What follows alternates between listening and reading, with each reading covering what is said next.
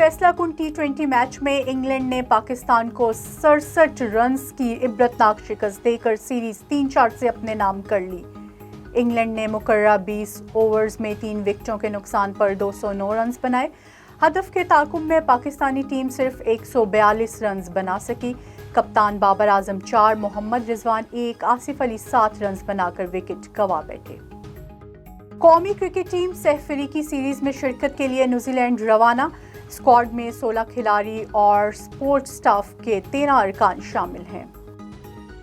English cricket team के कप्तान मोइन अली को लाहौर से ज्यादा कराची के खाने भागे।